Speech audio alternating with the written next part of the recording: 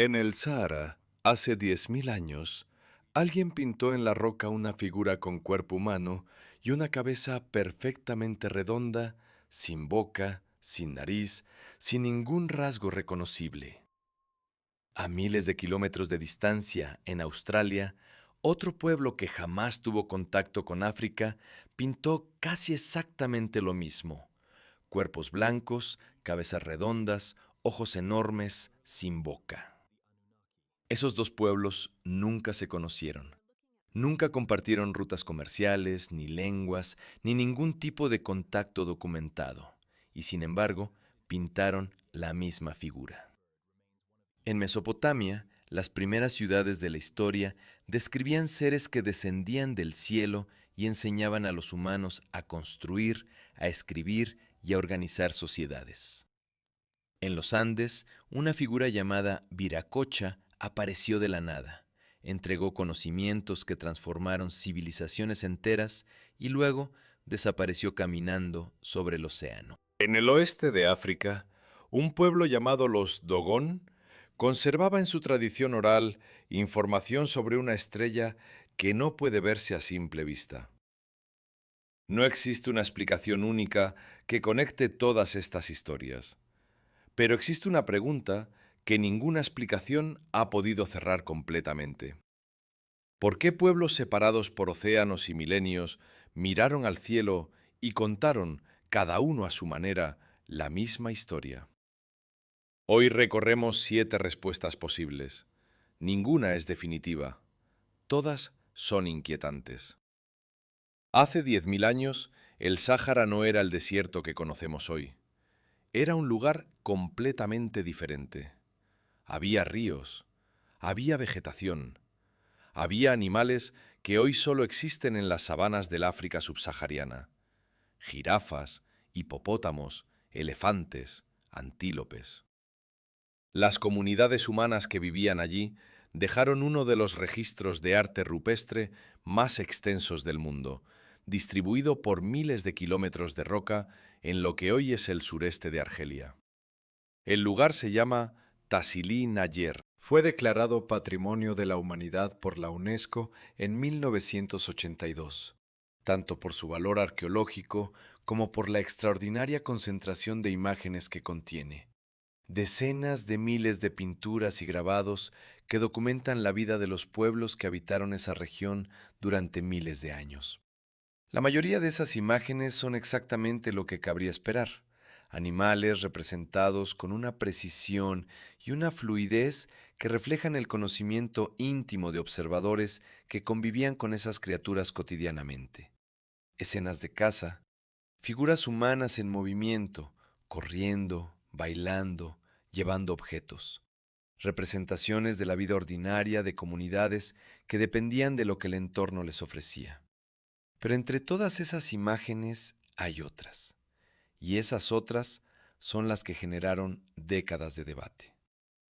Las figuras que los investigadores agrupan bajo el estilo llamado cabeza redonda son visualmente distintas a todo lo demás en Tassili Ayer. No tienen la fluidez anatómica de las representaciones humanas ordinarias. Sus cabezas son geométricamente perfectas, esféricas, sin los rasgos faciales que aparecen en las otras figuras humanas del mismo periodo y del mismo lugar. No hay nariz, no hay boca claramente definida. Los ojos, cuando aparecen, tienen una forma y una posición que no corresponden a la representación habitual del rostro humano en ese corpus de arte rupestre. Los cuerpos son igualmente inusuales, grandes, con proporciones diferentes a las de las figuras humanas ordinarias. En algunos casos, aparecen líneas que rodean la figura o emergen de ella de maneras que no tienen un equivalente claro en las representaciones de personas o animales del mismo periodo. Algunas de estas figuras tienen dimensiones considerables. Una de las más conocidas, que la literatura popular ha descrito con el nombre de el gran dios marciano, mide varios metros de altura y presenta todos los elementos característicos del estilo. La cabeza perfectamente redonda, La ausencia de rasgos faciales definidos, el cuerpo desproporcionado. El contraste es lo que resulta desconcertante. Los mismos artistas que representaban jirafas con una precisión anatómica notable, que capturaban el movimiento de los animales con una habilidad que cualquier observador moderno puede reconocer como hábil, representaban estas figuras de una manera radicalmente diferente. No como si no supieran dibujar cuerpos humanos, porque claramente sabían hacerlo, sino como si estuvieran representando algo que requería un lenguaje visual diferente. La pregunta que esa diferencia genera es legítima y ha ocupado a los arqueólogos desde que las imágenes fueron documentadas sistemáticamente a partir de la expedición del explorador Henry Lotte en los años 50 del siglo XX. Lotte fue quien popularizó el término Gran Dios Marciano para una de las figuras más llamativas del conjunto. Era una denominación que él mismo reconocía como metafórica, una manera de capturar visualmente la extrañeza de la imagen más que una afirmación sobre su origen. Pero el término tuvo una vida propia en la literatura popular y contribuyó a instalar la idea de que las figuras de cabeza redonda representaban algo no humano en un sentido literal. La arqueología convencional ofrece explicaciones que no requieren salir del ámbito de lo humano. La interpretación más extendida entre los investigadores es que estas figuras representan personajes rituales o espirituales, posiblemente chamanes o figuras de carácter sagrado, representados con atributos visuales que los distinguen deliberadamente de los humanos ordinarios. Las cabezas redondas podrían ser máscaras ceremoniales. Las líneas que rodean algunas figuras podrían ser representaciones de plumas, de adornos rituales o de algún tipo de aura o emanación espiritual. Esa interpretación encaja con lo que se conoce de otras tradiciones de arte rupestre en distintas partes del mundo, donde los seres sobrenaturales o los intermediarios entre el mundo ordinario y el mundo espiritual son representados con atributos visuales que los distinguen de los humanos corrientes. La versión que la literatura de los llamados antiguos astronautas desarrolló a partir de estas imágenes fue diferente. En esa lectura, las cabezas redondas son cascos. Las líneas que rodean las figuras son trajes presurizados o emanaciones de energía. El tamaño mayor de las figuras refleja una jerarquía real entre los seres representados y los humanos que los observaban. Y la diferencia de estilo respecto a las representaciones humanas ordinarias no refleja una distinción ritual, sino una distinción ontológica. Los artistas representaban de manera diferente porque lo que representaban era genuinamente diferente. Esa lectura tiene un atractivo narrativo considerable, pero tiene también un problema metodológico fundamental. Interpretamos las imágenes con los ojos del siglo XXI, equipados con un repertorio visual que incluye trajes espaciales, cascos de astronauta y escafandras de buceo. Ninguno de esos referentes existía para quien pintó esas figuras hace 10.000 años. Lo que nosotros reconocemos como la silueta de un casco puede ser perfectamente la representación de una cabeza ceremonialmente cubierta, de un ser espiritual cuya naturaleza se expresaba precisamente en la ausencia de rasgos humanos ordinarios, o de algo para lo que simplemente no tenemos un equivalente en nuestra propia experiencia cultural. La pregunta honesta no es qué son esas figuras, es si tenemos las herramientas culturales y conceptuales necesarias para responder esa pregunta con alguna fiabilidad. Henry Lotte documentó las imágenes de Tassili n'Ajjer con una dedicación que durante décadas fue la principal fuente de información sobre ese corpus de arte rupestre para el mundo exterior. Su trabajo fue valioso, también fue, en algunos aspectos, problemático. Lot no era arqueólogo de formación. Sus interpretaciones mezclaban observación directa con especulación que él presentaba a veces con más certeza de la que los datos respaldaban. El término gran dios marciano es el ejemplo más conocido, pero no el único caso en que su vocabulario descriptivo incorporaba elementos interpretativos que la arqueología posterior ha cuestionado. Las investigaciones realizadas desde entonces por arqueólogos con metodología más rigurosa han aportado dataciones más precisas y clasificaciones más detalladas del arte rupestre de la región. Esas investigaciones confirman la excepcionalidad del corpus y la genuina rareza del estilo de cabeza redonda dentro de ese conjunto. No ofrecen una explicación definitiva sobre el significado de las figuras. Lo que sí establecen con claridad es que las imágenes fueron creadas por humanos que vivían en el Sahara Verde hace entre 6.000 y 10.000 años, que tenían una sofisticación visual considerable y que eligieron representar ciertos seres de una manera radicalmente distinta a como representaban todo lo demás en su entorno. ¿Por qué eligieron hacerlo así? Es una pregunta que el silencio de 10.000 años hace muy difícil de responder con certeza. Y ese silencio es, en sí mismo, parte de lo que convierte estas imágenes en algo que no termina de soltar la atención de quien las mira. A más de 12.000 kilómetros del Sahara, en la región de Kimberley, en el noroeste de Australia, las paredes de arenisca conservan otro conjunto de imágenes que llevan décadas generando las mismas preguntas que las figuras de Tassili n'Ajjer. Se llaman Wandjina. La primera vez que un observador occidental los ve, la reacción más común no es la de quien está mirando arte prehistórico convencional. Es algo más parecido al reconocimiento de algo familiar, visto en un contexto completamente inesperado. Las figuras tienen rostros blancos de gran tamaño, ojos enormes y oscuros, a menudo representados como óvalos perfectos que ocupan una proporción desmesurada del rostro. Una nariz presente pero pequeña, Y la ausencia que más llama la atención, no tienen boca. Alrededor de la cabeza hay un halo, una especie de aureola o corona que en algunas figuras recuerda visualmente a un casco o a una escafandra, aunque también puede evocar nubes, irradiaciones de luz o la representación de algo que la cultura que las creó asociaba con el cielo o con la lluvia.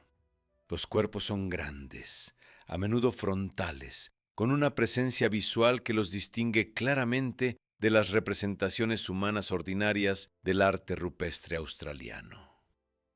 Pero la historia de los Wandjina tiene una dimensión que las figuras de Tassili n'Ajjer no tienen, y que cambia fundamentalmente la naturaleza de la pregunta. Los Wandjina no son imágenes del pasado que una cultura extinta dejó atrás y que el mundo moderno intenta interpretar desde la distancia.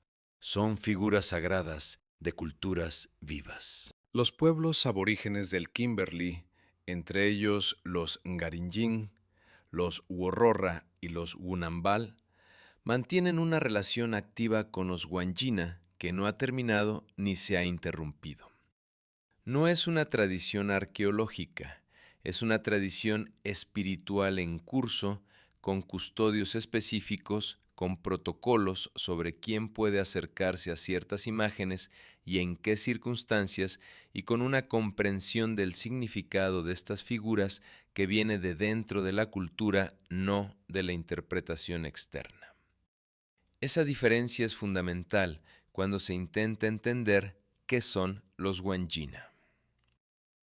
Dentro de la cosmología de los pueblos del Kimberley, Los Wandjina son seres del tiempo del sueño, el periodo mítico en que el mundo fue formado y en que los seres ancestrales establecieron el orden de la existencia. Son entidades asociadas con la lluvia, con las nubes, con los ciclos del agua y con la fertilidad de la tierra. Su presencia en las imágenes rupestres no es un registro histórico de un evento pasado, sino una conexión permanente con el poder espiritual que esas figuras representan y encarnan. La ausencia de boca en las representaciones no es un detalle ornamental ni un elemento cuya explicación se haya perdido. Los pueblos del Kimberley tienen explicaciones para ella dentro de su propia tradición.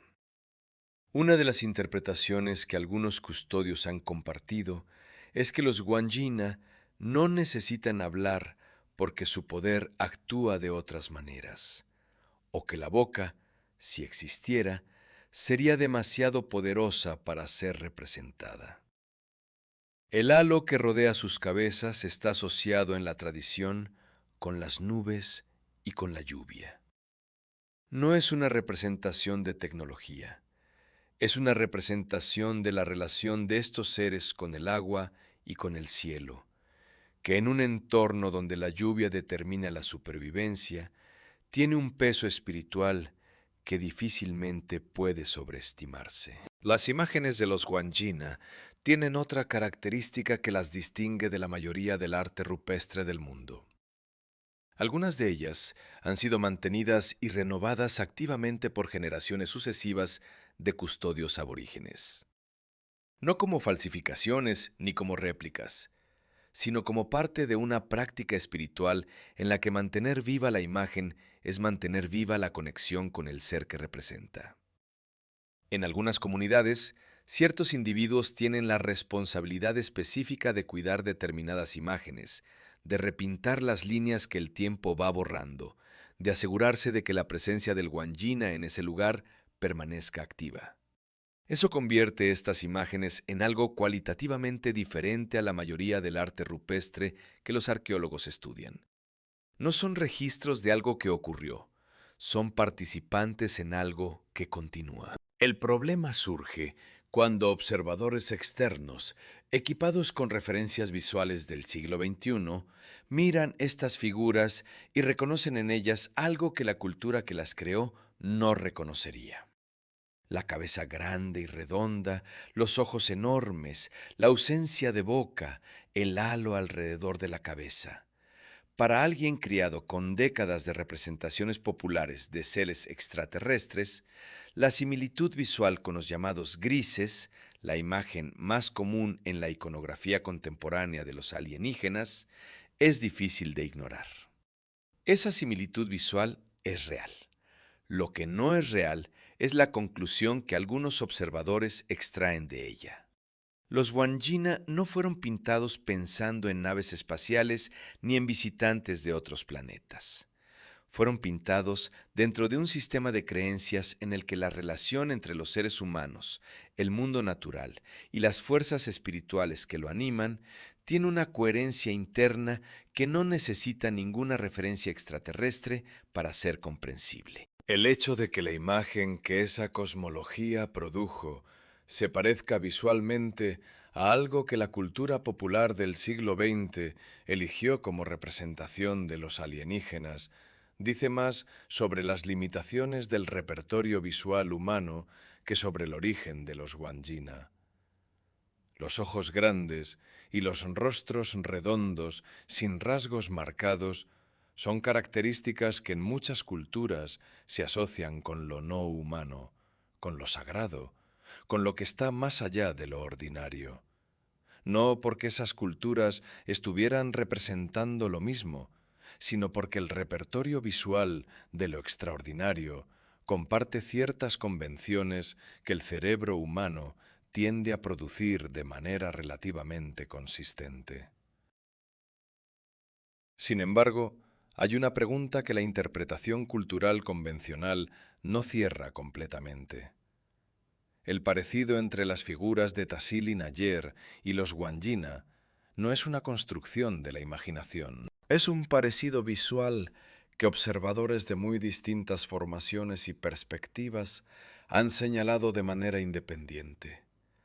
Dos culturas, en dos continentes, separadas por al menos 12.000 kilómetros y sin ningún contacto documentado, produjeron imágenes que comparten elementos visuales específicos: la cabeza grande y redonda, la ausencia o reducción de rasgos faciales, el tamaño desproporcionado respecto a las figuras humanas ordinarias que aparecen en el mismo corpus de arte. La explicación convencional es que esos elementos son parte del repertorio visual universal de lo sobrenatural, formas que el cerebro humano tiende a producir cuando intenta representar lo que está más allá de lo ordinario. Esa explicación es plausible. Es coherente con lo que sabemos sobre la psicología de la percepción y sobre las convenciones visuales de lo sagrado en distintas culturas.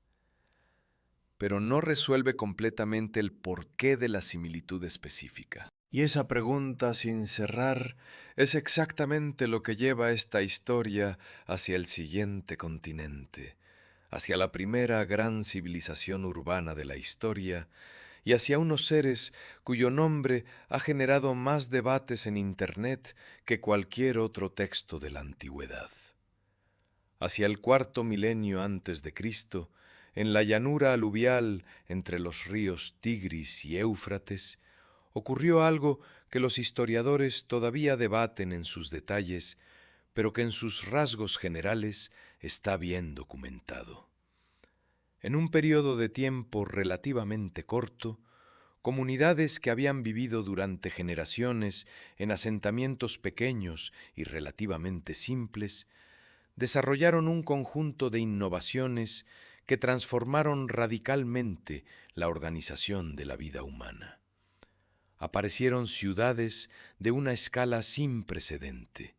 Uruk, en su periodo de mayor extensión, pudo haber albergado entre 40.000 y 80.000 habitantes, una concentración de población que no tenía equivalente en ningún otro lugar del mundo en ese momento. Junto con Uruk crecieron Eridu, Ur, Lagash, Nippur y otras ciudades que formaron la primera red urbana documentada de la historia. Apareció la escritura. El sistema cuneiforme que los sumerios desarrollaron es uno de los sistemas de escritura más antiguos conocidos y el primero del que tenemos documentación suficientemente extensa para entender su funcionamiento con detalle. Apareció una administración burocrática sofisticada capaz de gestionar economías complejas, de registrar transacciones, de coordinar el trabajo de grandes grupos de personas hacia objetivos colectivos.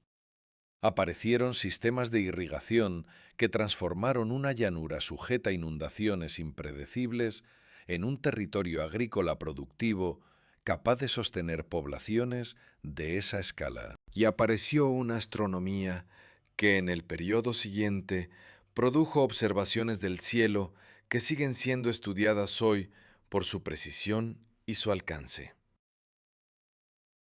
Todo esto está documentado. Es historia, no especulación. Lo que convierte a Sumer en uno de los puntos de referencia más recurrentes en las discusiones sobre antiguos astronautas es la mitología que esa civilización desarrolló en paralelo a sus logros materiales y técnicos. En esa mitología aparecen los Anunnaki. El término aparece en textos cuneiformes con un significado que los especialistas debaten. Una de las traducciones más aceptadas es algo similar a los del cielo a la tierra descendieron, aunque las interpretaciones varían y el término se usa en distintos textos con matices diferentes. En algunos contextos, los Anunnaki son dioses en el sentido más general, seres divinos que forman parte del panteón sumerio. En otros contextos, aparecen como un grupo específico de deidades con funciones particulares en la cosmología y en la organización del mundo. Entre los Anunnaki más prominentes están Enlil, señor del viento y de la autoridad divina sobre la tierra, y Enki, dios de la sabiduría, del agua dulce y de la creación.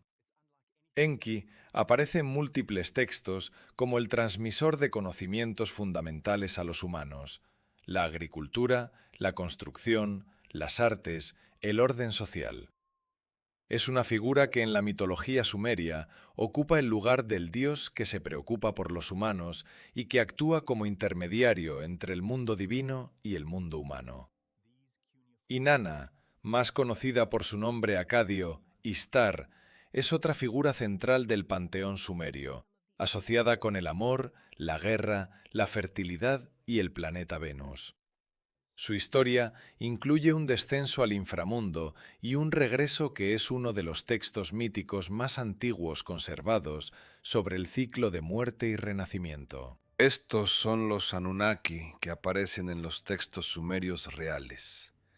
Son dioses, son poderosos, complejos, a veces benevolentes y a veces terribles, caprichosos en sus relaciones con los humanos y entre sí.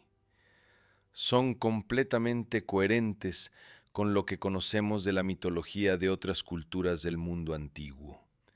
Seres que habitan en un nivel de la realidad diferente al humano, que intervienen en los asuntos humanos de maneras que los humanos no pueden controlar completamente y que representan fuerzas naturales y principios de organización del mundo.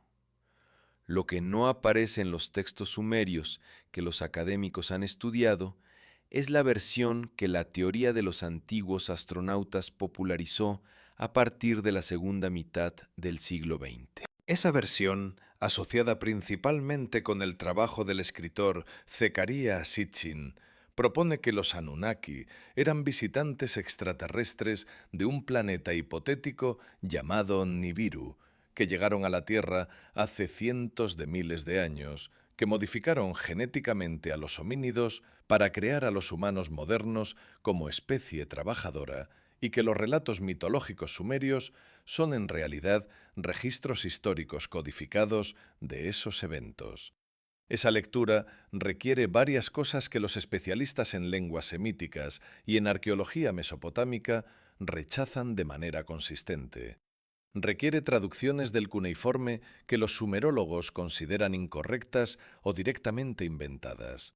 Requiere interpretar textos míticos como si fueran documentos técnicos de una manera que el propio género literario de esos textos no justifica. Y requiere ignorar o reinterpretar la enorme cantidad de evidencia arqueológica que muestra el desarrollo gradual y completamente humano de la civilización sumeria a partir de culturas predecesoras en la misma región. Sin embargo, la pregunta que la civilización sumeria plantea, independientemente de cualquier teoría extraterrestre, merece considerarse con seriedad. ¿Por qué una de las primeras grandes civilizaciones de la historia atribuyó el origen de sus conocimientos más fundamentales a seres que venían del cielo? Esa pregunta tiene respuestas que no requieren naves espaciales. Las culturas que atribuyen el origen del conocimiento a seres divinos no son la excepción en la historia humana, son la norma. Prácticamente todas las tradiciones culturales conocidas, en algún punto de su desarrollo, han articulado una narrativa en la que el conocimiento esencial para la vida humana, ya sea el fuego, la agricultura, la escritura, la medicina o el orden social, fue entregado a los humanos por algún tipo de ser superior. Esa universalidad sugiere que la narrativa de la transmisión divina del conocimiento responde a algo profundo en la manera en que los humanos procesamos y comunicamos información importante.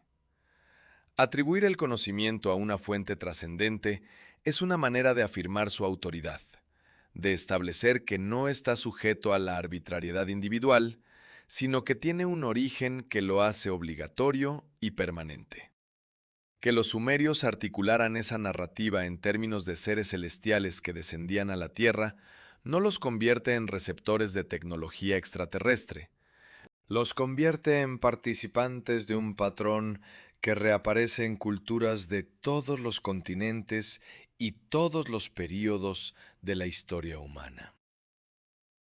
Pero hay un aspecto de la civilización sumeria que la teoría de los antiguos astronautas aprovechó con particular efectividad y que merece una consideración honesta. Los conocimientos astronómicos de los sumerios y de sus sucesores acadios y babilonios eran notablemente sofisticados para su época. Desarrollaron sistemas de observación y registro del movimiento de los planetas que permitían predecir eclipses con una precisión que no fue igualada en Europa hasta mucho después. Dividieron el cielo en zonas que son el origen directo del zodíaco que todavía se usa hoy. Desarrollaron un sistema numérico sexagesimal basado en el 60, que es la razón por la que hoy dividimos las horas en 60 minutos y los minutos en 60 segundos. Ese nivel de conocimiento astronómico era el resultado de generaciones de observación sistemática, de registro cuidadoso y de acumulación progresiva de datos. No requiere ninguna fuente extraterrestre para explicarse, pero sí plantea una pregunta legítima sobre cómo una civilización que apenas estaba desarrollando la escritura encontró la motivación y la organización necesarias para sostener ese tipo de observación sistemática durante el tiempo suficiente como para acumular conocimientos de esa profundidad. La respuesta que la arqueología ofrece involucra la relación entre astronomía y agricultura, entre la necesidad de predecir las estaciones para gestionar la irrigación y la cosecha, y el desarrollo de instituciones religiosas que tenían tanto la motivación como los recursos para sostener esa observación a lo largo de generaciones. Es una respuesta completa y coherente. Y sin embargo, algo en la imagen de esos primeros astrónomos de la historia, mirando el cielo y registrando meticulosamente el movimiento de los planetas durante generaciones, algo en esa imagen no termina de responder completamente a la pregunta ¿de dónde viene el impulso de mirar hacia arriba y buscar allí el origen de las cosas? Esa misma pregunta nos espera en las montañas del norte de Italia, donde otro pueblo dejó en la roca imágenes de figuras que el siglo XXI reconoce de una manera que el pueblo que las pintó probablemente no habría anticipado. En el norte de Italia, en un valle alpino que los glaciares esculpieron durante miles de años, existe la mayor concentración de arte rupestre de Europa.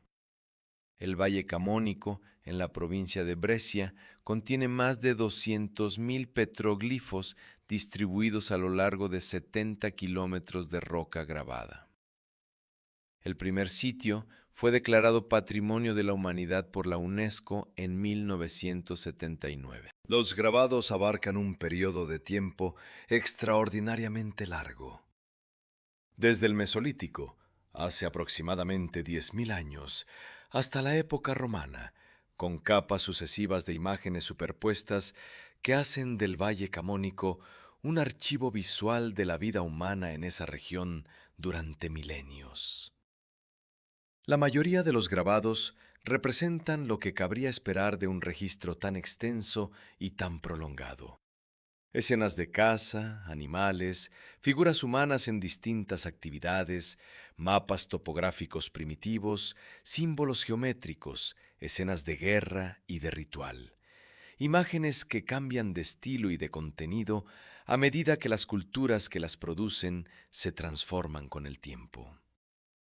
Pero entre todas esas imágenes hay un grupo que lleva décadas capturando una atención que va más allá del ámbito académico.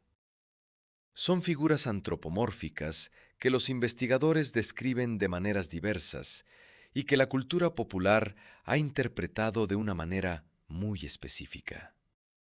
Las figuras en cuestión comparten varios elementos que las distinguen de las representaciones humanas ordinarias del mismo corpus.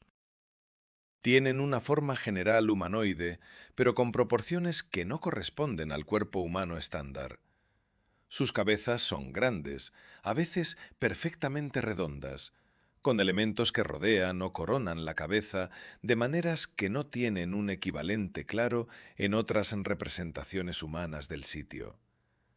En algunos casos, aparecen líneas que irradian desde la cabeza o desde el cuerpo, creando un efecto visual que puede interpretarse como rayos de luz, como plumas, como adornos ceremoniales o como algo más difícil de clasificar. Algunos de estas figuras sostienen objetos cuya naturaleza es objeto de debate. Algunos investigadores los describen como herramientas, armas o implementos rituales. Otros señalan que su forma no corresponde claramente a ningún objeto conocido del período. La denominación que la literatura popular les ha dado, los dioses de luz, captura la impresión visual que producen en un observador moderno.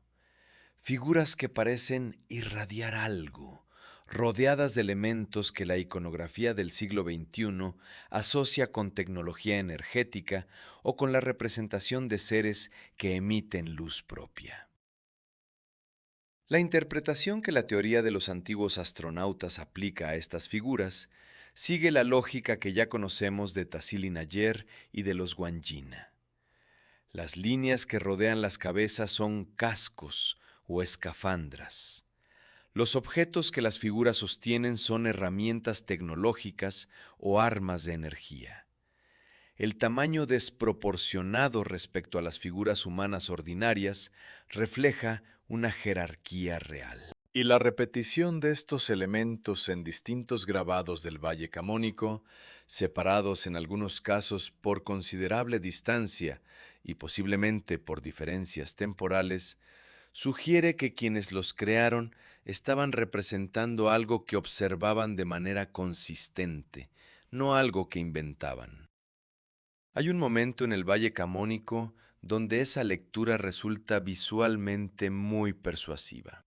Existe una imagen conocida popularmente como los astronautas de Valcamónica que muestra dos figuras de tamaño considerable, con elementos en las cabezas que recuerdan visualmente a cascos, sosteniendo objetos entre sus cuerpos, con líneas que emergen de distintas partes de su anatomía. La imagen ha circulado durante décadas en libros, revistas y sitios de Internet dedicados a los antiguos astronautas, frecuentemente acompañada de la comparación con fotografías de astronautas modernos con trajes espaciales. La comparación visual tiene un impacto inmediato. El problema metodológico es el mismo que hemos encontrado antes. Estamos proyectando sobre una imagen del pasado un repertorio visual que no existía cuando esa imagen fue creada. Los arqueólogos que han estudiado el arte rupestre del Valle Camónico ofrecen interpretaciones que se mantienen dentro del registro cultural de las comunidades que produjeron esas imágenes. Las líneas que rodean las cabezas aparecen en contextos que sugieren una asociación con el sol, con la luz o con la autoridad divina.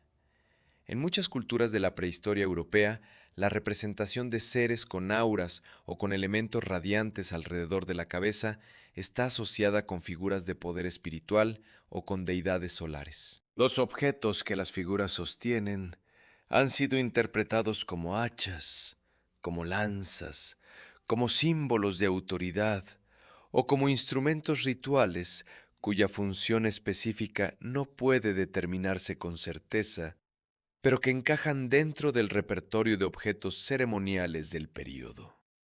La repetición de ciertos elementos en distintos grabados no implica necesariamente que lo representado sea el mismo ser en distintos momentos. Puede implicar que un determinado tipo iconográfico, una convención visual para representar cierta categoría de ser o de concepto, se extendió y se mantuvo a lo largo del tiempo en esa comunidad. Esas explicaciones son académicamente sólidas y están fundamentadas en comparaciones con otros contextos de arte rupestre europeo del mismo período. Pero hay una pregunta que la arqueología convencional responde de manera menos satisfactoria. ¿Por qué la representación de estos seres específicos, con estos elementos específicos, se repite con una consistencia que no se observa en las representaciones de otros tipos de figuras en el mismo corpus? El Valle Camónico contiene miles de grabados de figuras humanas ordinarias y ninguna de ellas presenta estos elementos de manera consistente. Los elementos que distinguen a las figuras llamadas dioses de luz, las cabezas grandes con elementos radiantes, los objetos no identificados claramente, aparecen de manera repetida en un subconjunto específico de las imágenes y prácticamente no aparecen en el resto. Esa selectividad sugiere que quienes crearon estas imágenes estaban representando algo que en su sistema conceptual era cualitativamente diferente de un ser humano ordinario. Eso es completamente coherente con la interpretación de figuras divinas o espirituales. No requiere visitantes extraterrestres. Pero sí invita a preguntarse qué veían, qué experimentaban o qué imaginaban las personas que decidieron representar esa diferencia de esta manera específica. Y esa pregunta, formulada honestamente, no tiene una respuesta que cierre el tema de manera completamente satisfactoria. Hay un elemento adicional del Valle Camónico que vale la pena considerar. Los grabados del Valle Camónico fueron producidos por comunidades sucesivas a lo largo de un periodo de aproximadamente 8.000 años. Eso significa que las capas más antiguas y las más recientes están separadas por un intervalo de tiempo mayor que el que nos separa a nosotros de las pirámides de Egipto. En ese intervalo, los estilos cambian, los temas cambian, las convenciones visuales cambian. Lo que permanece relativamente constante a través de esos cambios es la presencia de este tipo específico de figura. El ser con cabeza grande, con elementos radiantes, con objetos no identificados claramente. Que un tipo iconográfico específico persista a través de cambios culturales de esa escala puede significar que responde a algo muy arraigado en experiencia o en las creencias de las comunidades de ese valle.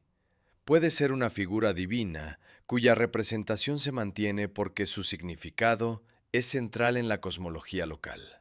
Puede ser la representación de un tipo de experiencia, posiblemente alterada, que personas de distintas generaciones tenían en contextos rituales específicos. Lo que resulta más difícil de sostener es que su persistencia a través de 8.000 años de cambio cultural sea simplemente decorativa. Estas figuras significaban algo importante.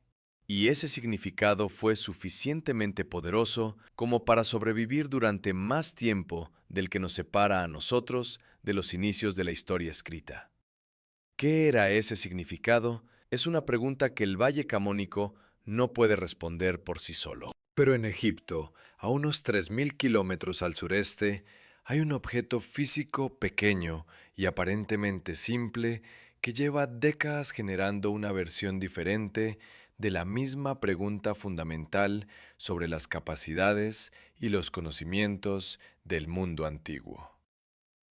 En 1998, el arqueólogo egipcio Khalil Mesija presentó en una conferencia en El Cairo un objeto que había sido descubierto en 1996 durante excavaciones en la necrópolis de Saqqara. El objeto era pequeño, aproximadamente 14 centímetros de longitud.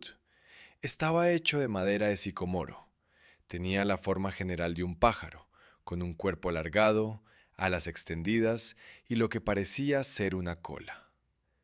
Había sido catalogado inicialmente como una figura de pájaro ritual, un tipo de objeto relativamente común en el contexto funerario egipcio, y guardado en el Museo Egipcio del Cairo junto con miles de otros objetos de ese tipo. Lo que Mesija señaló en su presentación fue un detalle que había pasado desapercibido en la catalogación inicial. La cola del objeto no era horizontal, como en la representación convencional de un pájaro egipcio. Era vertical. Y esa diferencia en apariencia menor, generó una pregunta que no ha encontrado una respuesta definitiva en los años siguientes. ¿Estaban los constructores del objeto representando un pájaro o estaban representando algo que vuela de una manera diferente a un pájaro? En la aeronáutica moderna, la posición de la cola es un factor crítico en la estabilidad del vuelo.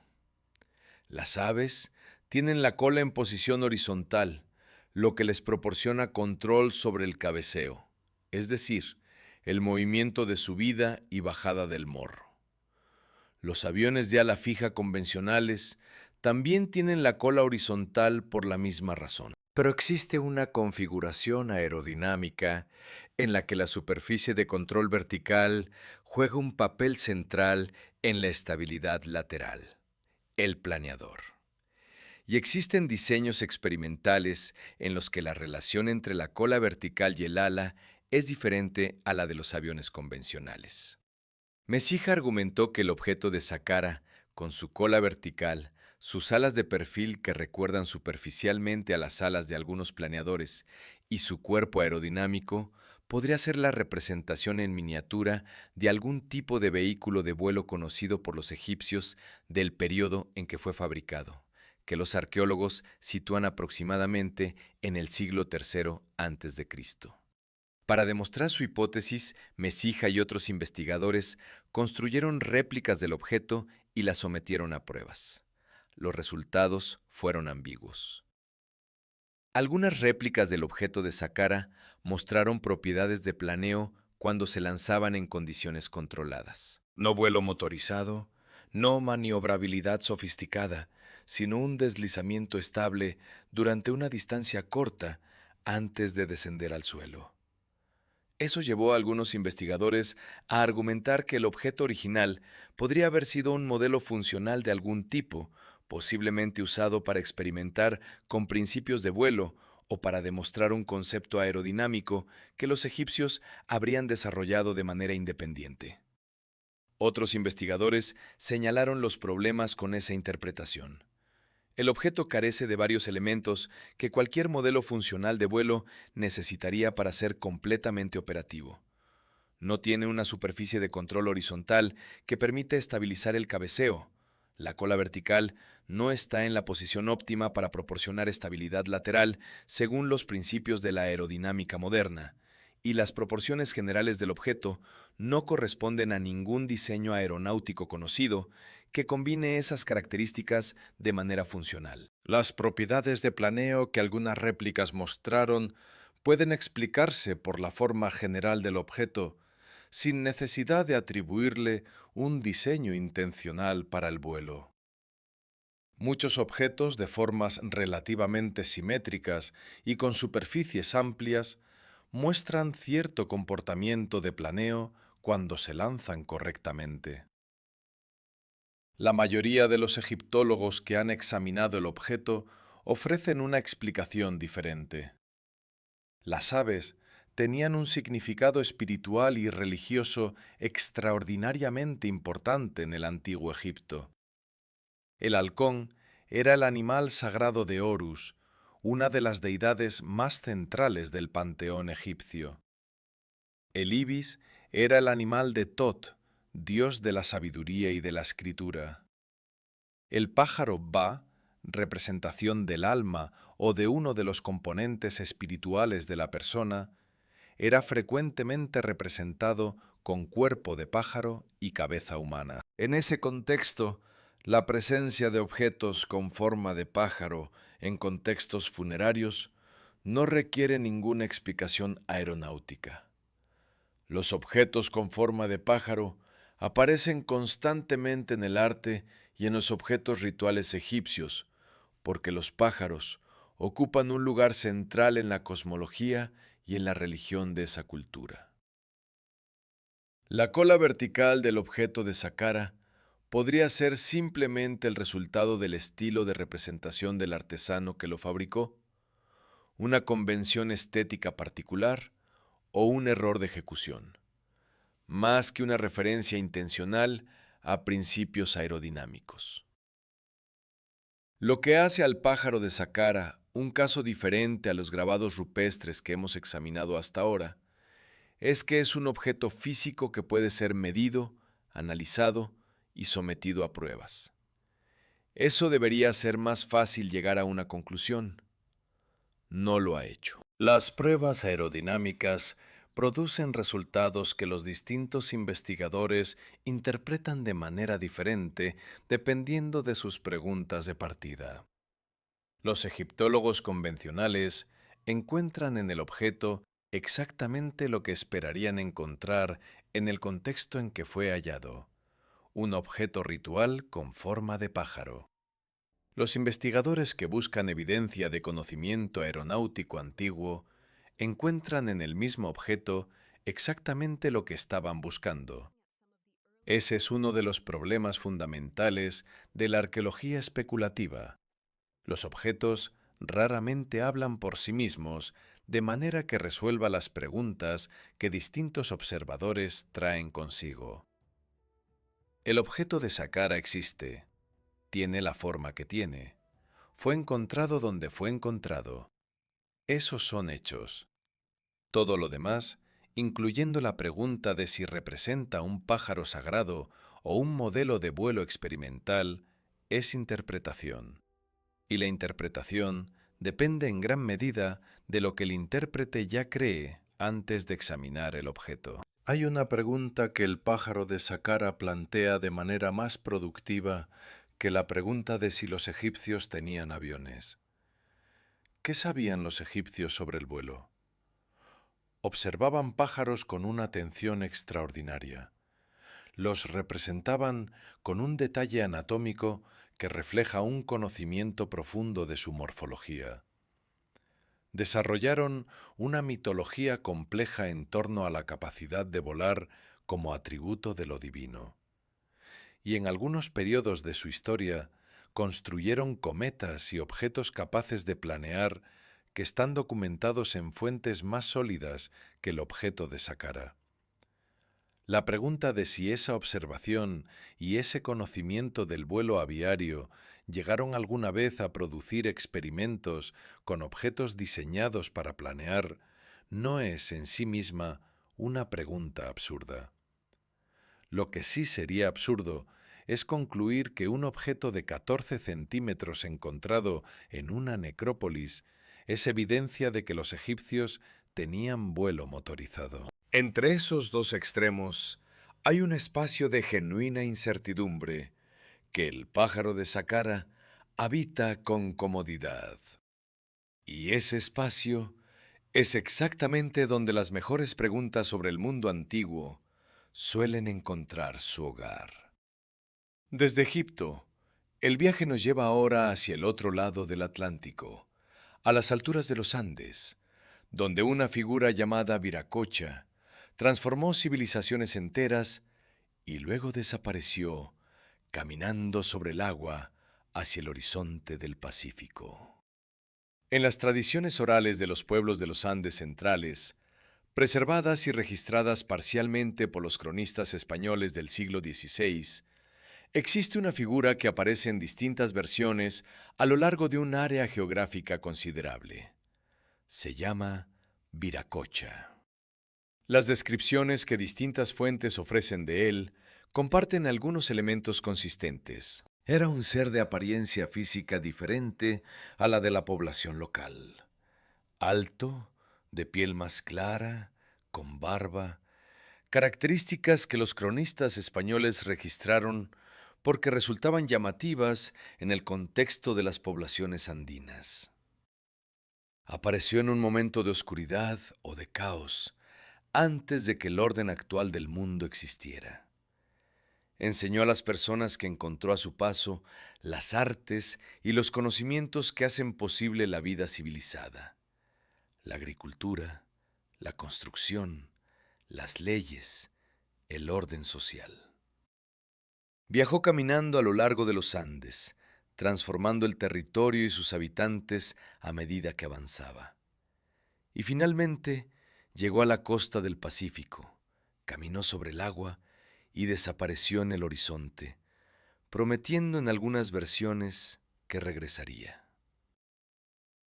Es una narrativa que comparte elementos estructurales con figuras similares en otras tradiciones mesoamericanas, incluyendo a Quetzalcóatl entre los aztecas y a Cuculcán entre los mayas.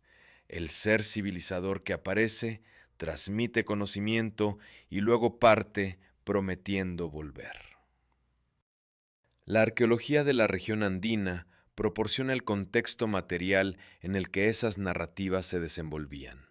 Tiwanaku, situada a aproximadamente 4.000 metros de altitud cerca del lago Titicaca, en lo que hoy es Bolivia, es uno de los centros arqueológicos más importantes de América del Sur. Fue la capital de una civilización que tuvo su periodo de mayor expansión entre aproximadamente el año 400 y el año 1000 de nuestra era, aunque sus orígenes son considerablemente más antiguos. Los edificios y los monumentos de Tiwanaku muestran un nivel de planificación arquitectónica y de precisión en el trabajo de la piedra que ha generado genuino asombro entre los arqueólogos e ingenieros que los han estudiado. Las piedras utilizadas en algunas de las estructuras más importantes del sitio tienen dimensiones y pesos considerables. La Puerta del Sol, tallada en un solo bloque de andesita, pesa alrededor de 10 toneladas. Los bloques que componen algunas de las plataformas del sitio fueron transportados desde canteras situadas a decenas de kilómetros de distancia, en algunos casos cruzando el lago Titicaca. Pumapunku, un sector específico del complejo de Tiwanaku, concentra algunas de las estructuras más comentadas del sitio.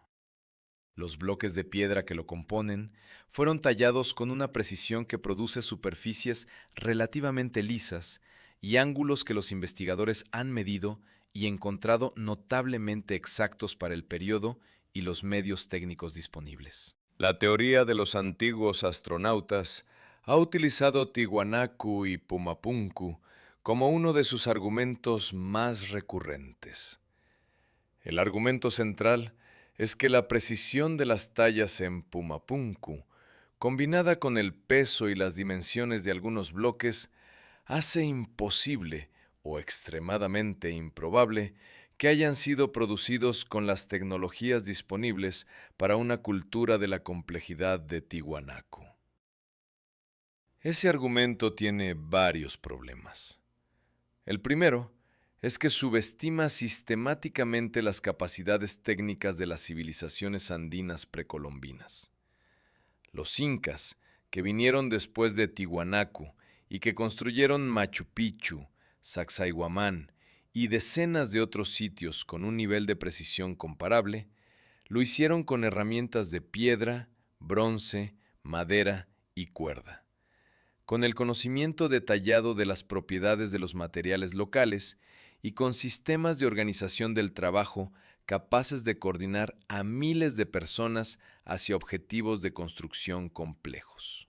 Hay documentación suficiente sobre los métodos de construcción incas como para entender en términos generales cómo se lograba esa precisión. El segundo problema es que la afirmación de que la precisión de Pumapunku es imposible con tecnología humana no está basada en un análisis técnico riguroso, sino en una impresión visual.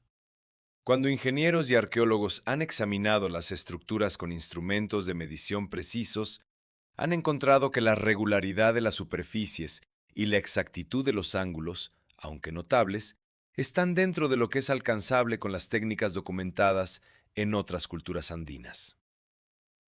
Sin embargo, Tiwanaku y Pumapunku plantean preguntas genuinamente interesantes que no requieren ninguna hipótesis extraterrestre para ser relevantes.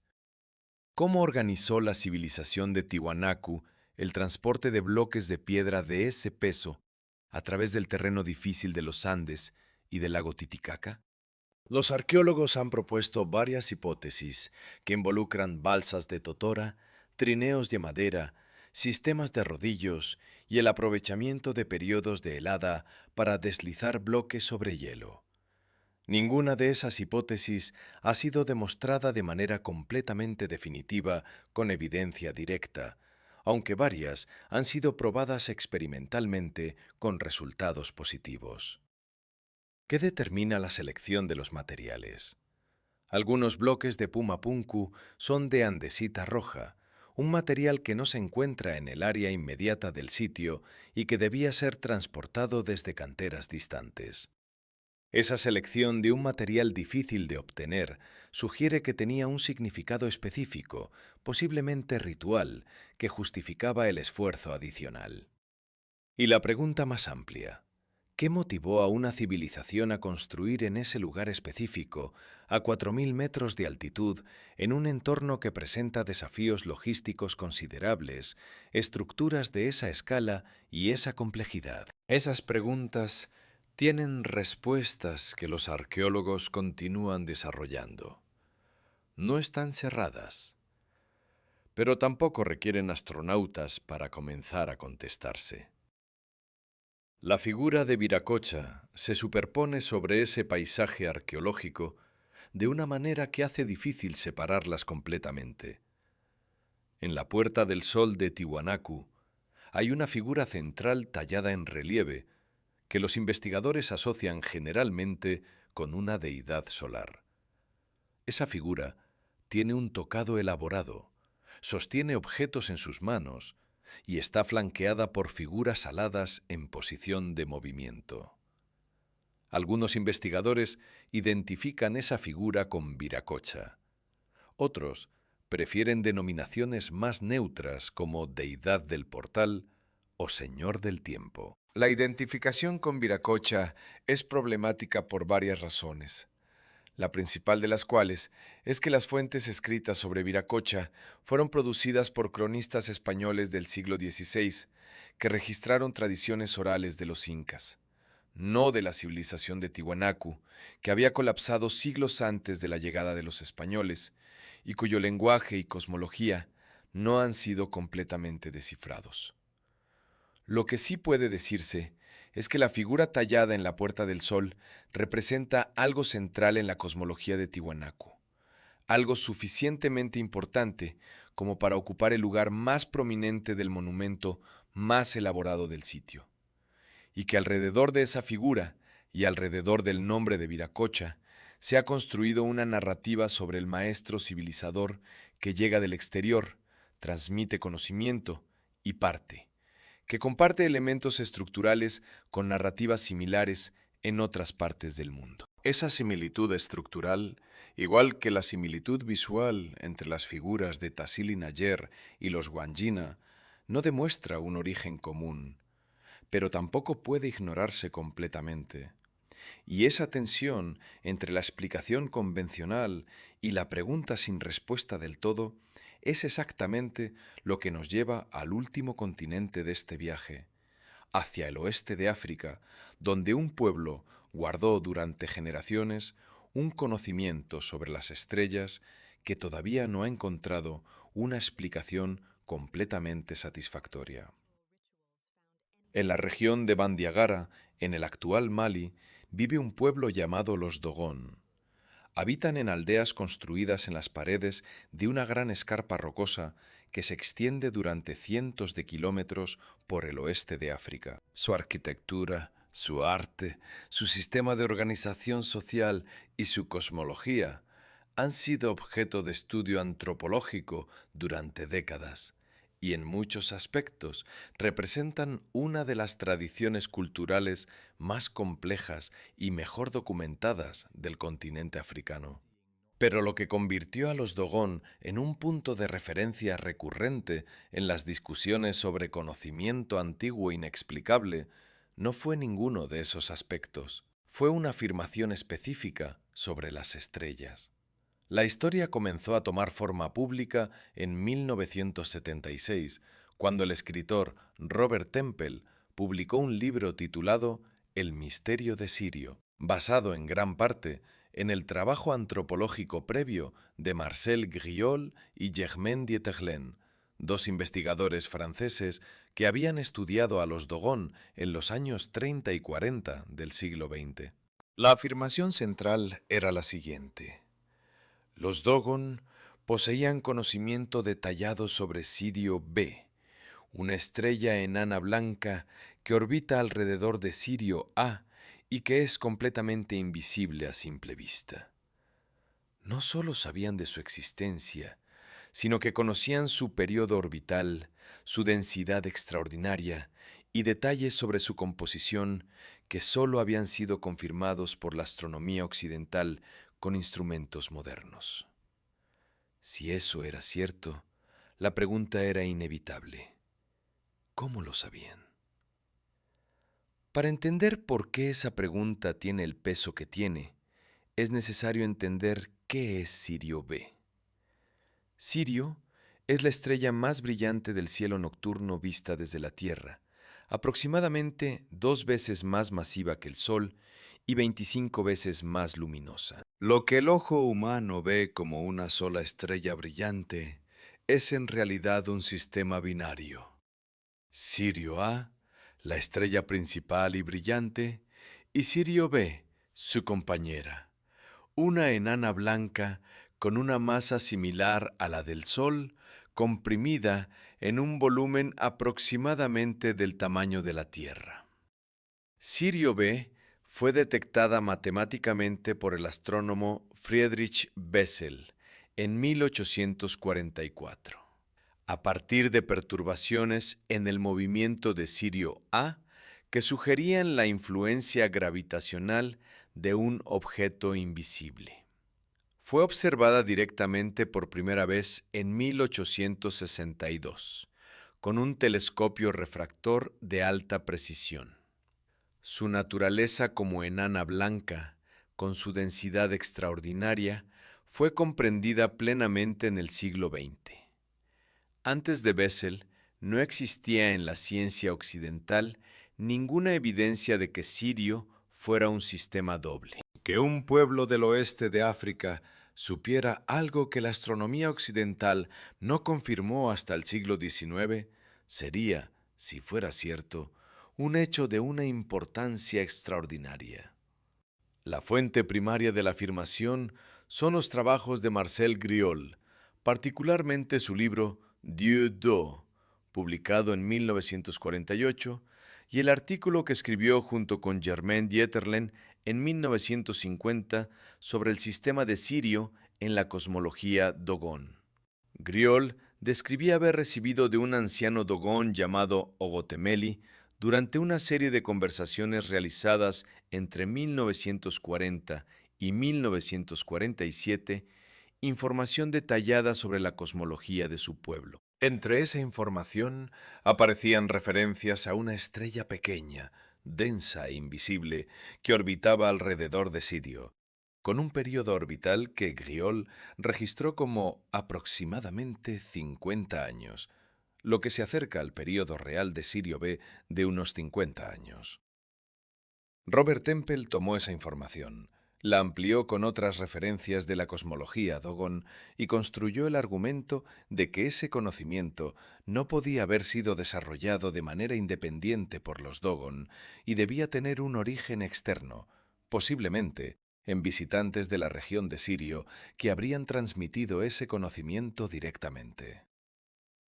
En la cosmología Dogon, los Nomo son seres ancestrales asociados con el agua y con el origen del mundo. Temple los identificó como los posibles transmisores de ese conocimiento astronómico, seres de otro mundo que habrían llegado desde el sistema de Sirio. Antes de examinar las críticas a esa narrativa, vale la pena detenerse en lo que la cosmología Dogon realmente contiene, según las fuentes disponibles. Los Dogon tienen efectivamente una cosmología rica y compleja en la que Sirio ocupa un lugar central. La estrella, que en su tradición llaman Digitaria o Potolo, tiene atributos que en la descripción de Griolé incluyen su peso extraordinario, su pequeño tamaño y un movimiento circular alrededor de Sirio.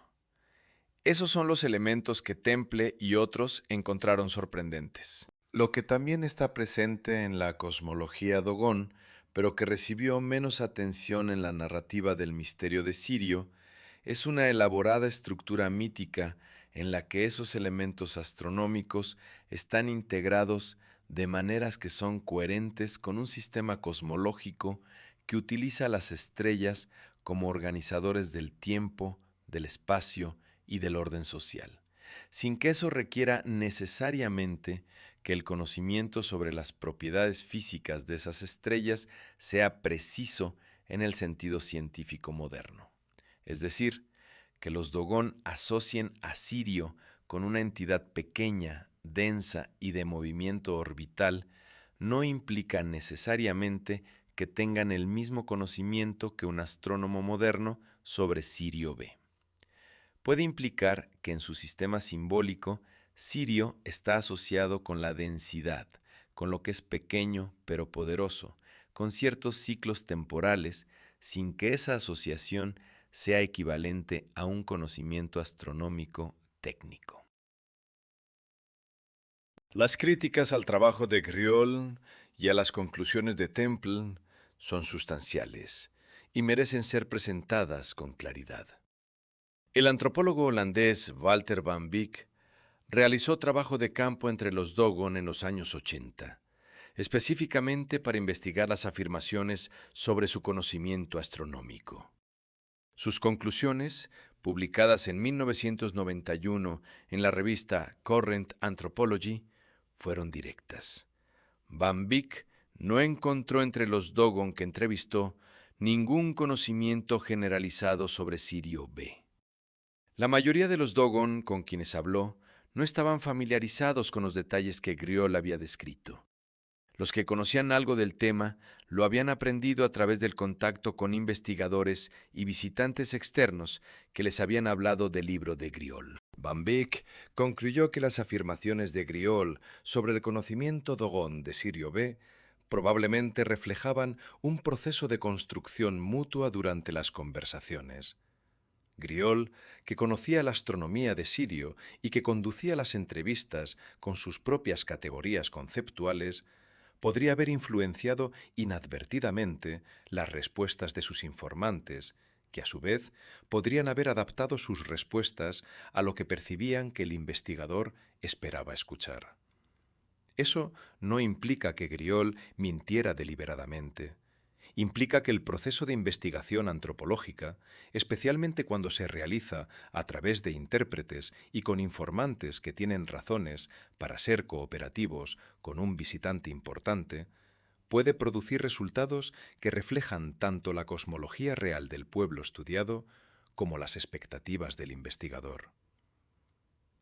Hay un argumento adicional que la narrativa del misterio de Sirio ha tendido a ignorar. La astronomía occidental llegó a África Occidental siglos antes de que Griol hiciera su trabajo de campo. Los exploradores europeos, los misioneros, los comerciantes y los administradores coloniales llevaron consigo libros, instrumentos y conocimientos que incluían astronomía básica. El sistema de Sirio como binario, la existencia de Sirio B, eran conocimientos que circulaban en publicaciones científicas populares del siglo XIX y principios del XX, accesibles para cualquier europeo instruido que viajara a la región. No es posible descartar completamente la posibilidad de que el conocimiento específico sobre Sirio B hubiera llegado a ciertas personas en la comunidad Dogon a través de ese tipo de contacto antes de que Griol realizara sus entrevistas, y que esa información hubiera sido integrada en la cosmología existente de maneras que sus interlocutores no habrían necesariamente identificado como de origen externo. Eso no es una acusación de fraude, es una observación sobre la dificultad de establecer la antigüedad y el origen de conocimientos específicos en tradiciones orales que han tenido contacto prolongado con el exterior. La pregunta que la historia de los Dogon deja abierta no es si la narrativa del misterio de Sirio es correcta en sus detalles. Hay razones sólidas para ser escépticos sobre esos detalles. La pregunta más interesante es, ¿por qué Sirio ocupa un lugar tan central en la cosmología Dogon y en la de varias otras culturas del África subsahariana de manera independiente a cualquier influencia occidental? Los pueblos del oeste de África tenían razones completamente terrestres para prestar atención especial a Sirio. La aparición helíaca de Sirio, es decir, el momento en que la estrella vuelve a ser visible en el horizonte oriental antes del amanecer, después de un periodo de invisibilidad, coincide en esa región con el comienzo de la temporada de lluvias y con el ciclo agrícola que determina la supervivencia. Culturas que dependen de la agricultura para sobrevivir desarrollan inevitablemente sistemas sofisticados para rastrear las señales celestes que anuncian los cambios estacionales. El papel central de Sirio en esos sistemas no requiere ninguna fuente externa de conocimiento astronómico avanzado. Requiere observación sistemática durante generaciones, exactamente el tipo de observación que comunidades agrícolas organizadas realizan de manera natural. La sofisticación de la cosmología Dogon, incluyendo sus componentes astronómicos, es el resultado de esa observación acumulada durante generaciones y de la integración de esas observaciones en un sistema simbólico y ritual coherente. Los Nomo, los seres ancestrales asociados con el agua y con el origen del mundo en la cosmología Dogon, son figuras míticas que cumplen funciones similares a las que figuras equivalentes cumplen en otras tradiciones africanas y en tradiciones de otras partes del mundo. Organizan el cosmos, establecen el orden, transmiten el conocimiento que hace posible la vida humana. Que Temple los haya identificado con visitantes extraterrestres de Sirio es una lectura que dice más sobre las categorías interpretativas del siglo XX que sobre la cosmología Dogon. Y sin embargo, después de todo el análisis, después de las críticas metodológicas al trabajo de Griol, después de los argumentos sobre el contacto colonial y sobre la construcción mutua durante las entrevistas, queda una pregunta que es difícil de formular de manera completamente satisfactoria. ¿Por qué la estrella que los Dogon asocian con una entidad pequeña, densa y de movimiento orbital, resulta ser precisamente la estrella que los astrónomos del siglo XIX identificaron como acompañada por una enana blanca extraordinariamente densa?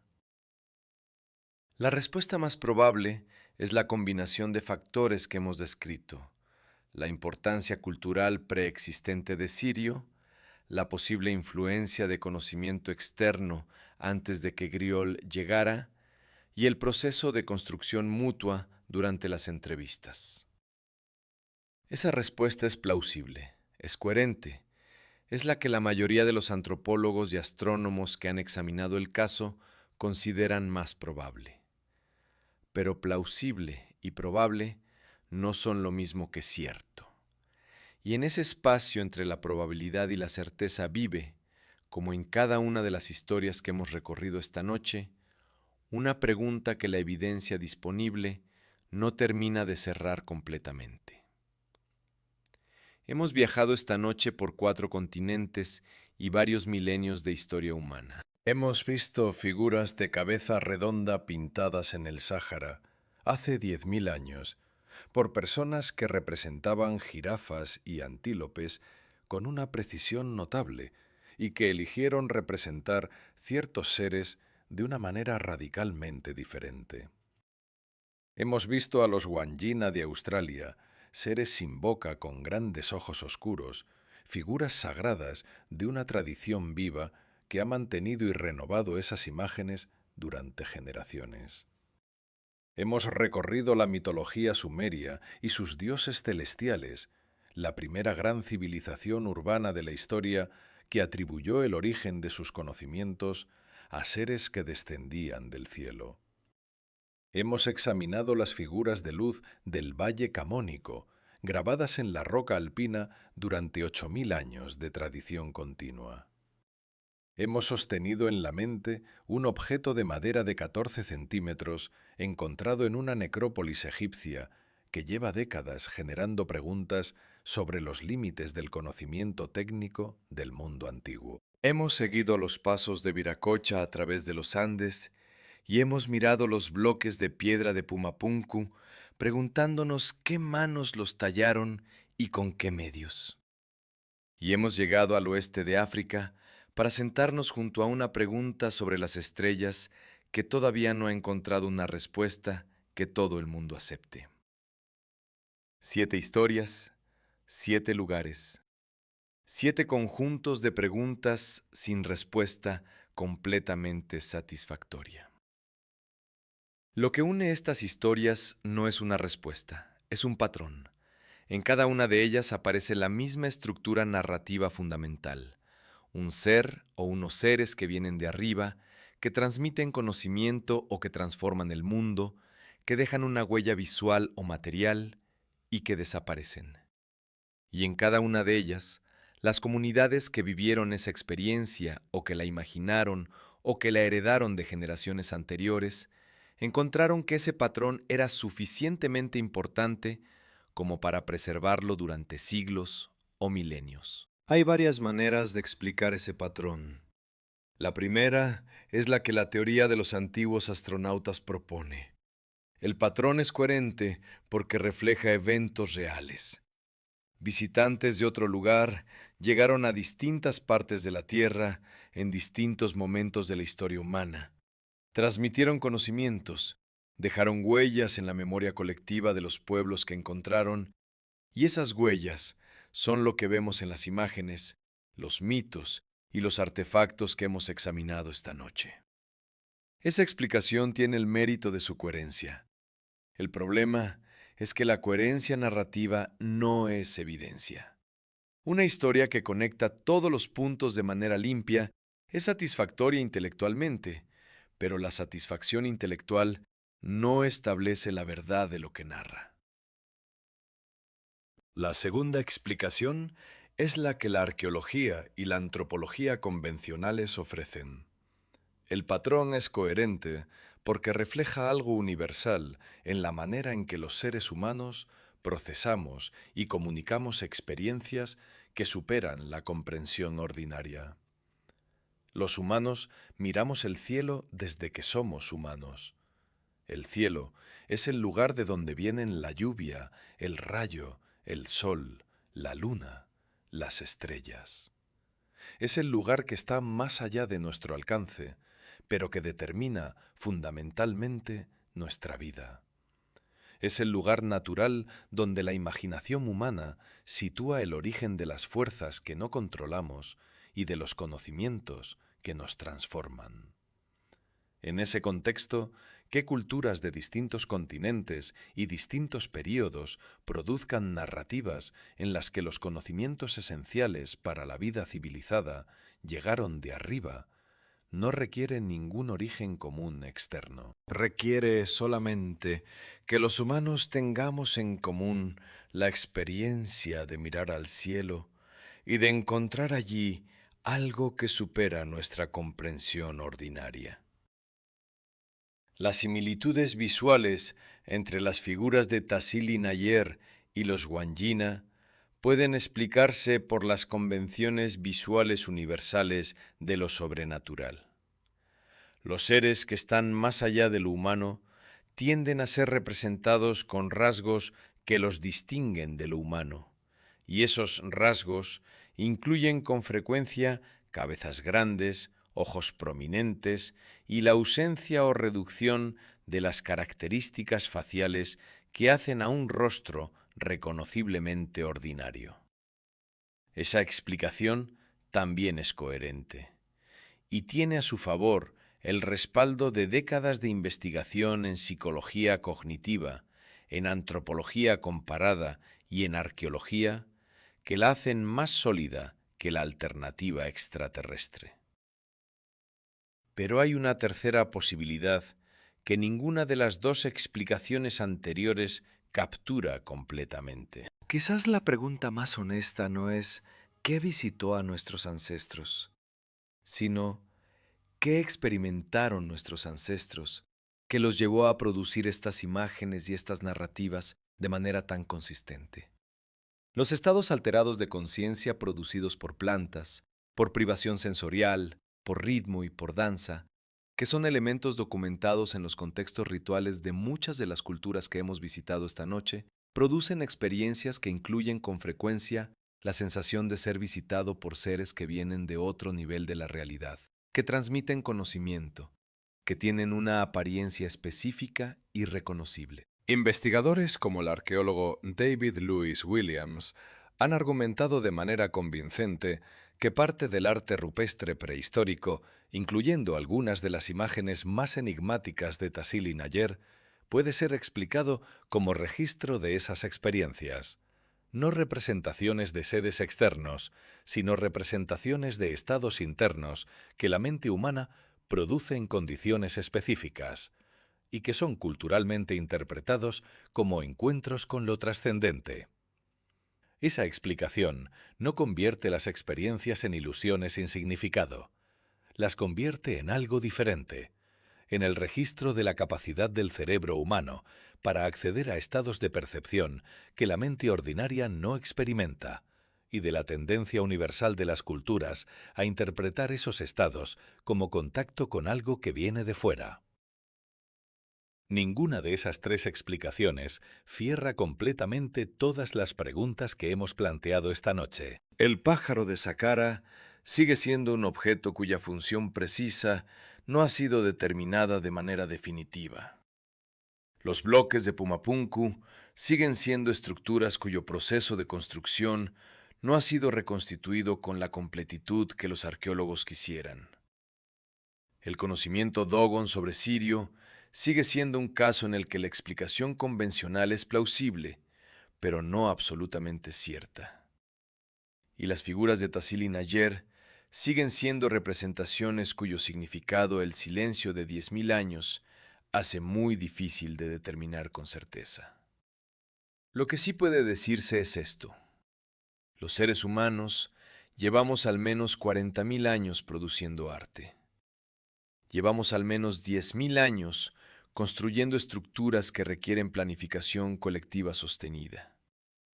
Llevamos miles de años observando el cielo con una consistencia y una sofisticación que la mayoría de la gente no aprecia completamente. En ese periodo de tiempo, hemos producido cosas que nos sorprenden. No porque nuestros ancestros fueran más avanzados de lo que pensamos en algún sentido tecnológico convencionalmente entendido, sino porque eran completamente humanos, con toda la complejidad, la creatividad, la capacidad de observación y la necesidad de significado que eso implica. La pregunta con la que comenzamos esta noche era si el patrón que recorre las 7 historias que hemos examinado podía explicarse sin recurrir a visitantes extraterrestres. La respuesta honesta es que sí puede explicarse, que las explicaciones disponibles son coherentes y están fundamentadas en evidencia real. Pero también es honesto reconocer que esas explicaciones no tienen la limpieza narrativa de la alternativa que propone un origen común externo. Son explicaciones que requieren tolerar la complejidad, la ambigüedad y la incertidumbre, que reconocen que algunas preguntas no tienen respuesta definitiva con la evidencia disponible, que aceptan que el silencio de 10.000 años que separa a los pintores de Tassili n'Ajjer de nosotros es un silencio que ninguna metodología puede cruzar completamente, y que la imagen de un ser humano parado ante una pared de roca en el Sahara hace 10.000 años, eligiendo representar algo de una manera radicalmente diferente a todo lo que conocía, es una imagen que puede hacernos sentir algo que ninguna explicación termina de resolver.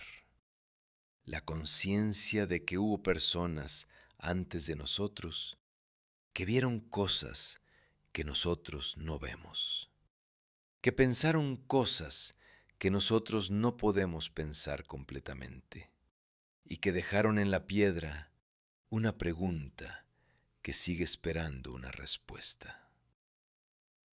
Desde el Sahara hasta Australia, desde Mesopotamia hasta los Alpes italianos, desde Egipto hasta los Andes, desde el oeste de África hasta aquí.